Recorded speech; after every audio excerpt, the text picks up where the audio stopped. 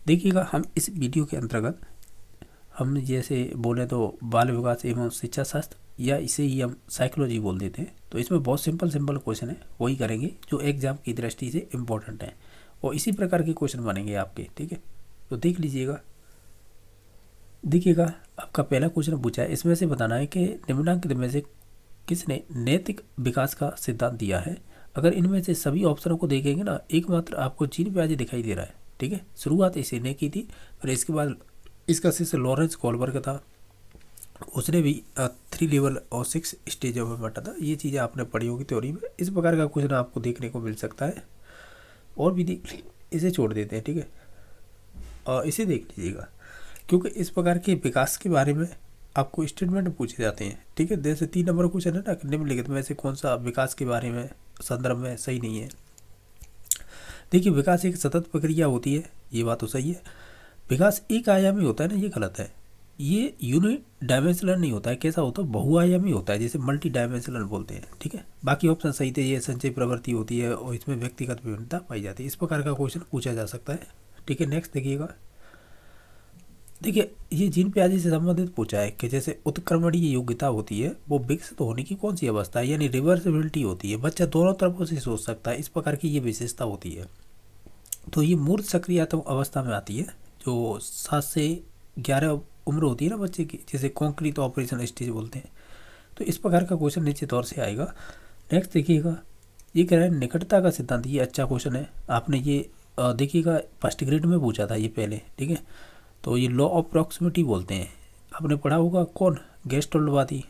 गेस्टोल्टवादी कहते हैं पूर्णाकार, और आपका गेस्टोल्टवादी और अवयववादी और अंतर्दृष्टि यानी इनसाइट की बात करते हैं। ये सभी एक कोलर मैक्स वर्दीमर से संबंधित है, यानी कह सकते हैं उनके सिद्धांत है ना गेस्टोल्टवादी, तो ये उसका उपनाम है, ऐसे कह सकते हैं। ठीक है, तो इस प्रकार का भी क्वेश्चन पूछा जा सकता है,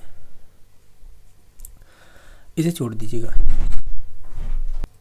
क्वेश्चन नंबर 7 देखिएगा, इसमें पूछा है, ये इस प्रकार का क्वेश्चन पूछा जा सकता है, जैसे मनोविज्ञान की जो प्रथम प्रयोगशाला है उसकी खोजकर्ता या प्रतिपादक कौन है। तो आपने ये नाम सुना होगा, कौन है? इसमें से हो जाएगा विलियम वोल्ट। ठीक है, वो इन्हीं के साथ इनका शिष्य भी था टिचनर। बाकी और ऑप्शन कोई होगा नहीं, क्योंकि ये क्वेश्चन बहुत बार पूछा गया है। नेक्स्ट देखिएगा, ये जीन पियाजे तो इम्पोर्टेंट है, इनकी तो चारों अवस्थाएं और इन्होंने क्या क्या स्टेटमेंट कहे हैं, किन किन शब्दों का यूज किया है अवस्थाओं, वो बहुत पूछे जाते हैं। देखिएगा, इसमें पूछा है पियाजे की संज्ञानात्मक विकास की कौन सी अवस्था नहीं है। तो देखेंगे तो देखिए, गुप्त अवस्था है ना, इसे लेटेंसी स्टेज बोलते हैं। ये सेकंड प्रायोरिटी से संबंधित है, ना कि आपके जीन पियाजे से। जीन पियाजे की पहले नंबर की स्टेज तो ये है, और दूसरे नंबर की ये हो जाएगी, तीसरे की ये हो जाएगी, चौथी होती है एब्स्ट्रैक्ट या फॉर्मल। ठीक है, अब देखिएगा, ये रीट में पूछा हुआ क्वेश्चन है, ये काल्पनिक श्रोता होते हैं, किस अवस्था से संबंधित होते हैं। देखिएगा, इसे इंग्लिश में याद रखिएगा, एक तो होती है इमेजिनरी ऑडियंस, एक होती है personal audience, personal fable audience होती है। तो वो संबंधित होती है, ये दोनों ही किशोरावस्था से संबंधित होती हैं। ठीक है, विशेषताएं इमेजरी ऑडियंस और पर्सनली फेबल वाली, ये दोनों ही किशोरावस्था से संबंधित होगी, आपने पढ़ी भी होगी। ये क्वेश्चन बहुत बन जाते हैं जीन पियाजे से। एक बच्चा कहता है कि चांद हंस रहा है, यानी ऐसा होता है, इसका सिंपल लॉजिक ये निकलता है कि वो निर्जीव चीज़ों में भी सजीव गुण देखता है। बस ये है, 2 से 7 वर्ष होती है ना, 2 से 7 वर्ष की उम्र जो पूर्व सक्रियात्मक अवस्था होती है, उसकी एक विशेषता होती है, तो इसे एनिनिज्म कहते हैं। ऑप्शन नंबर 2 सही हो जाएगा। नेक्स्ट देखिएगा, इसे छोड़िएगा, हालांकि क्वेश्चन तो बनता है इसे, ये रीट में पूछा हुआ है, लेकिन छोड़ रहे हैं हम। बहुत सिंपल सिंपल क्वेश्चन करेंगे जो पूछे जाते हैं। करीबन 30 क्वेश्चन में 6-7 क्वेश्चन आसान आते हैं, वो इसी प्रकार के मिलेंगे। ये कह रहा है कि बालक अंतर्निहित परीक्षण और किसके द्वारा विकसित किया गया था, यानी जिसे CAT बोलते हैं शॉर्ट में, यानी चाइल्ड एप्रिसिएशन टेस्ट होता है। इसे आगे के एक एक वर्ण लेते हैं ना, जैसे इसका C ले लिया, इसका A ले लिया, इसका T, CAT हो जाता है। तो देखिएगा, इसमें से किसने दिया था, देखिएगा इसमें से लियोपोल्ड बेलक ने दिया था। कौन था? CAT। ये आपकी प्रक्षेपी विधियों में आता है, CAT, TAT, IVT, और इसके अलावा SCT, WAT, ड्रॉयमेंट टेस्ट, ये सभी है प्रक्षेपी में आते हैं। और ये भी बहुत पूछा जाता है कि उपलब्धि अभिप्रेरणा सिद्धांत किसने दिया था, जिसे अचीवमेंट मोटिवेशन थ्योरी बोलते हैं। तो ये मैकक्लेलैंड ने दिया था, तो ऑप्शन नंबर 1 सही हो जाएगा। नेक्स्ट देखिएगा, एक ये भी पूछी जाती है, ये जो चेनिंग है ना, देखिएगा एक चीज़ ध्यान रखना, क्या रखना, ये संकलन है ना, इसे चेनिंग कह रहा है। एक चेनिंग होती है, एक शेपिंग होती है, और डिपेंड करता है ऑप्शन क्या दे रखे हैं। हालांकि ये स्किनर से ही संबंधित है। ये जैसे कि कहाँ पे ये क्रिया परिषद अनुबंध सिद्धांत है ना, इसी में आती है चेनिंग, शेपिंग। एक चेनिंग लर्निंग कह दी ना, वहाँ पे कन्फ्यूजन हो जाएगा। फिर ये रॉबर्ट गैनी की जो 8 स्टेप थी ना सोपानी की सीखने की, उसका स्टेप हो जाता है, तो ये ध्यान रखना, ठीक है। हालांकि ये तो सिंपल ही था। एक ये क्वेश्चन बहुत पूछा जाता है कि बुद्धि का त्रिआयामी सिद्धांत किससे संबंधित है। तो जो बुद्धि के चैप्टर पढ़ते हैं ना, तो उसमें हम पढ़ते हैं किसी गिलफोर्ड को 3 डायमेंशनल या बुद्धि संरचना सिद्धांत बोलते हैं, जिसमें COP की बात की जाती है। COP यानी जैसे कंटेंट ऑपरेशन, ये क्या हो रहा है, नेक्स्ट देखिएगा कहाँ पे है, ये रहा। जैसे C से कंटेंट जैसे विषय वस्तु, O से ऑपरेशन जैसे संक्रिया बोलते हैं, P से प्रोडक्ट या उत्पाद बोलते हैं। ये 3 कह सकते हैं आयामों की बात की है, जिनमें बहुत सारे पॉइंट हैं, आप देख लेना, जिसमें 120 खंड, फिर 150, फिर 180 हो जाते हैं। ये भी क्वेश्चन इंपॉर्टेंट है कि कौन सी है पुनर्वर्ण की अनुसूची नहीं होगी, तो इसमें मोटिवेशन नहीं होगा, बाकी सभी हो जाएंगे। यानी मोटिवेशन है वो आपकी जो पुनर्वर्ण की अनुसूचियाँ होती है ना, उनसे संबंधित नहीं है, ये अलग चीज़ है, ठीक है। नेक्स्ट देखिएगा, एक ये क्वेश्चन इंपॉर्टेंट है, जो गेस्टल्टवादी का सिद्धांत कौन सा है इसमें से, ये आपके संबंधित हो जाएगा। गेस्टल्टवादी जो अंतर्दृष्टि सिद्धांत है ना, ये गेस्टल्टवादियों से संबंधित है। अभी हमने लॉ ऑफ प्रॉक्सिमिटी देखा था ना, वो इसी का नाम है, उपनाम है यानी ऐसे कह सकते हैं, अंतर्दृष्टि बोल दीजिएगा, या गेस्टल्टवादी, या पूर्णाकार, लॉ ऑफ प्रॉक्सिमिटी, या निकटता का सिद्धांत, कुछ भी नाम दीजिएगा। अब ये है कि भय संवेग है किस मूल प्रवृत्ति का, वो भय से हमेशा ही पलायन होता है, तो ऑप्शन नंबर 1 सही हो जाएगा, ठीक है। ये भी क्वेश्चन पूछा जाता है रीट में। एक ये क्वेश्चन है, बहुत पूछा जाता है कि बुद्धि का सिद्धांत क्यों, बुद्धि का जो सूत्र है वो इसकी गणना किसके द्वारा की जाती है। अगर ओवरऑल देखें, हम ये जानते हैं IQ बराबर, एक सेकंड रुकिएगा, IQ बराबर होता क्या है, IQ बराबर होता है MA/CA और मल्टीप्लाई 100। ये चीज़ किस में लिखी है, वही राइट आंसर हो जाएगी, ऑप्शन नंबर 2 सही हो जाएगा। ये चीज़ ध्यान रखना कि बुद्धि लब्धि संप्रति की शुरुआत किसने की थी, तब आता है नाम विनय का, और साथ में दूसरा होगा साइमन, ठीक है, जैसे साइमन विनय परीक्षण बोल देते हैं। अगर ये कहा जाए आपसे, क्या कहा जाए कि MA/CA ये किसने दिया था, केवल IQ बराबर, तब आता है नाम स्टर्न का, ये भी पूछा गया रीट में। और अगर इसमें 100 जुड़ जाती है, MA/CA और मल्टीप्लाई 100, तो ये फिर टर्मन का हो जाता है, ये भी पूछा हुआ है, ठीक है। यानी बुद्धि लब्धि की शुरुआत करने की बात कही ना, तो विनय पे ही जाना है, ठीक है। ये ब्रेनर है, जिन्होंने जैव पारिस्थितिकी का सिद्धांत दिया था, जिसे बायो इकोलॉजी का सिद्धांत बोलते हैं, जिसमें नियम और कानून किससे संबंधित होते हैं। अब देखो, नियम और कानून अगर बात की जाए, जैसे सूक्ष्म में तो आएंगे नहीं, ना बीजों में आएंगे, और ना ही इसमें आएंगे। समय का मतलब होता है क्रोनो, ये तो लास्ट वाला है, जिसमें तो आपके जैसे कोई एक्सीडेंट हो जाए, या पेरेंट्स का डाइवोर्स हो जाए, या तलाक हो जाए, तो लेकिन ये सभी विशेषताएं ब्रेथ की हो जाएंगी, ठीक है। इसके 5 स्टेप है, बहुत सिंपल है, एक एक की विशेषता याद रख लीजिएगा, एक क्वेश्चन आएगा इससे। नेक्स्ट देखिएगा, जैसे डिस्कैलकुलिया, ये लर्निंग डिसेबिलिटी होती हैं, तो डिस्कैलकुलिया मतलब गणना संबंधी आपकी डिसेबिलिटी हो, तो इसमें से तो देखा जाए, देखो चलन तो होगी नहीं, न मानसिक रुग्णता होगी, न मानसिक मंदता, ये अधिगम अक्षमता होती हैं, चाहे डिस्कैलकुलिया हो, डिस्प्रैक्सिया हो, और इनके अलावा डिस्कैलकुलिया, डिस्प्रैक्सिया, अफेसिया, ये सभी डिसेबिलिटी होती हैं, ठीक है। तो इसका ऑप्शन नंबर 4 सही हो जाएगा। नेक्स्ट देखिएगा,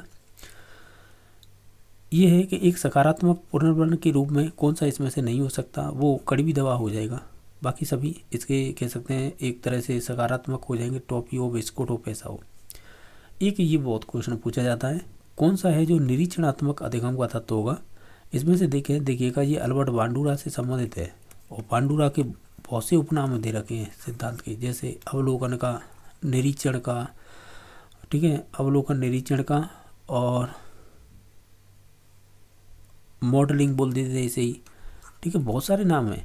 हालांकि मैंने क्वेश्चन कराए, ये प्रीवियस में करा रखे हैं मैंने, इसी प्रकार के क्वेश्चन देखने को मिलेंगे बांडुरा से। इसके 4 स्टेप होते हैं सीखने के, या सिद्धांत के क्रम पूछता है, जिसमें आपका आता है पहले अटेंशन, जिसे ध्यान केंद्रित करना, फिर आता है रिटेंशन, पुनः से धारण करना किसी चीज़ को, फिर अटेंशन रिटेन हो गया, और फिर और क्या होता है, फिर इसके बाद रिप्रोडक्शन, फिर इसके बाद आता है लास्ट में मोटिवेशन। ये 4 स्टेप हैं, वही से क्वेश्चन बन जाता है। तो इसमें से कौन सा दे रखा है, एक ये दे रखा है संग्रहण जिसे रिटेंशन कह रहे हैं, ऑप्शन नंबर 2 सही हो जाएगा। नेक्स्ट देखिएगा, एक ये भी बहुत पूछा जाता है, सिगमंड फ्रायड जाने जाते हैं, तो इन्होंने मनोलैंगिक विकास सिद्धांत दिया था, जिसे साइकोसेक्सुअल डेवलपमेंट थ्योरी बोलते थे, मनोलैंगिक विकास सिद्धांत। इसे ही आप विश्लेषणात्मक, इसे इंग्लिश में कहते हैं एनालिटिकल थ्योरी, तो विश्लेषण ही हो जाएगा, विश्लेषणात्मक ऐसे ही बोलते हैं। ये भी आपके इसी से संबंधित है, किससे, फ्रायड से ही।